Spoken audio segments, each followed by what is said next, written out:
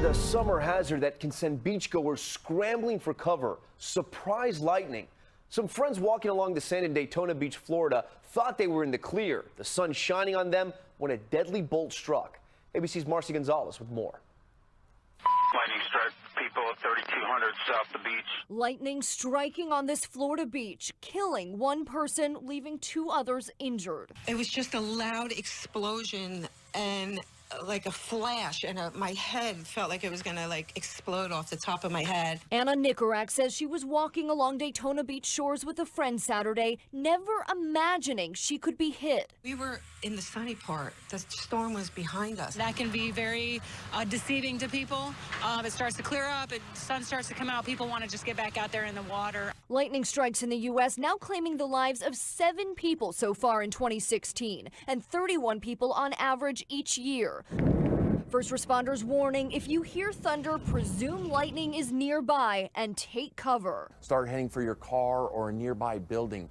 Get away from the objects that are more conductive. Marcy Gonzalez, ABC News, New York.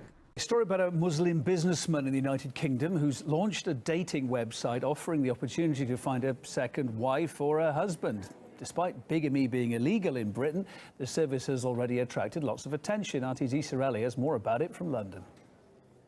When one wife just isn't enough, now Brits can simply log on for their next nuptials. Although it's open to anyone, secondwife.com targets the country's Muslim men, with a verse from the Quran which approves multiple marriages. The site's founder says he's trying to challenge traditional attitudes. If you were to have a one-night stand, or visit a prostitute, or have multiple girlfriends or mistresses, or go on pornographic websites or strip clubs, nobody would have an issue with it. What I'm actually doing is I'm actually removing the taboo. I believe polygamy is the last remaining human taboo. We've explored every other relationship. This one actually works. Azad says there's a similar website for non-Muslims and it's got thousands of members. As for polygamy's pros and cons, here's what Londoners say. I think that that's a better way to go about approaching a situation like that as opposed to having an affair behind closed doors. I am not personally opposed to it, but I wouldn't be particularly happy if that was my husband. It's a good idea, but it's not money, you know? If you have more than 2 wives or 3 wives, you need to must have a house or good money. I'm very happily married, and I wouldn't be if there was a second wife. And I would certainly not be looking for a second husband, I think. And I'm about to get married and wouldn't really like it if my fiancé was using a website called My Second Wife. Gosh, I think it's hard enough being married to one woman, isn't it? Why would you want to double your trouble? Polygamous marriages are not legally recognised. Polygamy can lead to an imbalance in the dynamic of the relationship. That can be anything from who does the cooking to which wife he's having relations with, which wife he chooses to see. I tried to log on to the website for purely journalistic purposes, of course. It seems that the website has come under some sort of hack attack, maybe by a very unhappy first wife. And with an estimated 20,000 polygamous marriages among Britain's Muslims, wives who want to stay the one and only might want to keep an eye on their other halves' browsing history. Issa Ali, RT in London. Over that historic vote to leave the European Union, reality is setting in this morning. So many people signing a petition calling for a do-over vote, they crashed Parliament's website. ABC's Alex Marquardt is in London with more on this story. Alex, this backlash is very real. Good morning, Cecilia. That's right. The dust is starting to settle. The initial shock of this earth-shattering referendum starting to wear off. But now the reality is no one really knows exactly how this is going to work. There's a lot of uncertainty, and that's breeding fear. European leaders got together this weekend in Paris and called on the UK to start the process of leaving the EU immediately. They don't want this spreading. Already in places like France and the Netherlands, we're hearing the far-right parties demanding votes of their own.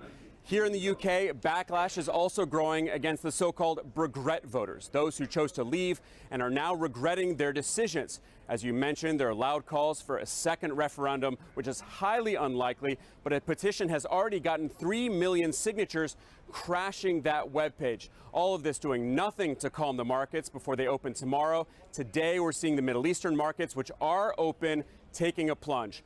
On a slightly lighter note, 2 more immediate victims of the Brexit will be the winners of the Wimbledon Tennis Championships starting here tomorrow. With the British pound crashing, the prize money for the singles champions has dropped from almost $3 million to around $2.7 million. But something tells me they'll be okay.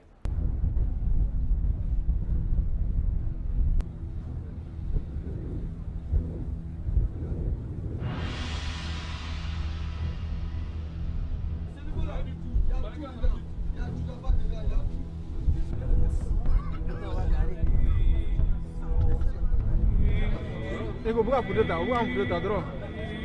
우왕.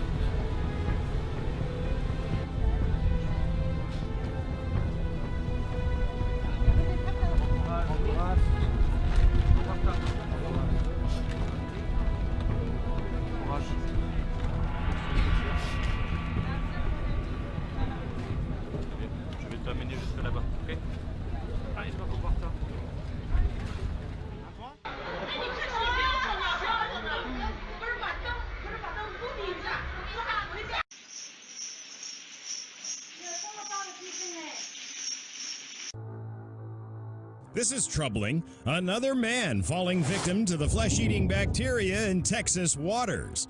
A simple getaway to the beach for Adrian Ruiz ends in the guy fighting to keep his leg. After visiting Port Aransas, the 42-year-old woke up the following day with this red rash of fever and chills. Once the doctor looked at his foot and said, I'm dying, I think this is cellulitis, he goes, but I know that you're telling me you've been in the beach water. He goes, I'm not trying to alarm you or scare you. He goes, but there has been flesh-eating bacteria that's been reported in Galveston. Turns out the doc was right on the money. This happened in just 24 hours. That is nasty. Flesh-eating bacteria. I'm fearful for him possibly losing his leg. I don't want to think that that's going to happen, and I've told him we're going to be very positive. Flesh-eating bacteria is rare, but more common during summer months. It's transmitted through eating uncooked shellfish or while swimming in the ocean with an open cut or wound. So swimmers beware. Although doctors found no cuts on Ruiz, he's on a slow road to recovery and may stay dry on the sand for now.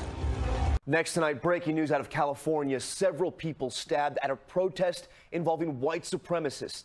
This video showing all-out brawls when counter-protesters showed up to the event. The Sacramento Fire Department describing the violence as a mass casualty incident. ABC's Lauren Lister with the late details. The rally quickly turned to chaos. Oh my God! Police stepping in to stop kicking and rock throwing. The organization coming under attack, the Traditionalist Workers' Party, or TWP, known for ties to white supremacy. The extremist group had a permit to march. Counter-protesters showed up, and that's when the violence erupted. At least 6 people from the white supremacist organization were stabbed. Police say they tried to gain control. That was what our primary focus was, to de-escalate the situation, again, to return to a situation where we can ensure the safety of all persons. At least 7 people total have been taken to the hospital, 2 with life-threatening injuries, and police have yet to announce any arrests. Some disturbing new video out of Cincinnati. The man you see sitting down here is Thomas Robinson. He's been charged with murder. As a police officer changes out of his handcuffs, he goes for the gun. He never did manage to get the gun, but cops say that the guns are locked into their holster for this very reason. And other officers in the room eventually did subdue him with tasers. You might think, what a stupid way to try and make an escape. But it sounds like Robinson had something else in mind. Apparently, he kept yelling, "Kill me," during the struggle. He's now been charged with assault in addition to murder, as well as other drug charges that he'd been facing since November. Reports saying the Pope had said the Roman Catholic Church should seek forgiveness from homosexuals. Could you put that in context for us? Sure, Michael. This again was part of that airborne press conference. Recently, a very senior cardinal and a close advisor to Pope Francis suggested that both the church and the broader society have mistreated gays over the years, and he suggested that maybe it's time for the church to make an apology. So the question to Pope Francis was, do you agree with that, particularly in the context of the tragedy of Orlando in the United States, the shootings at the Pulse nightclub? And the Pope's response was that he believes any time that Christians could have defended someone and failed to do it, that they should make an apology. He said that applies to gays, but he went on to say it's probably not just gays to whom we should be apologizing. We probably also should be apologizing to the poor, to women who have been exploited, to children who have been taken advantage of through child labor, to people who have been victims of armed conflicts that the church has blessed over the years. So while he certainly was supportive of the idea of an apology to gays, he put that in a much broader context.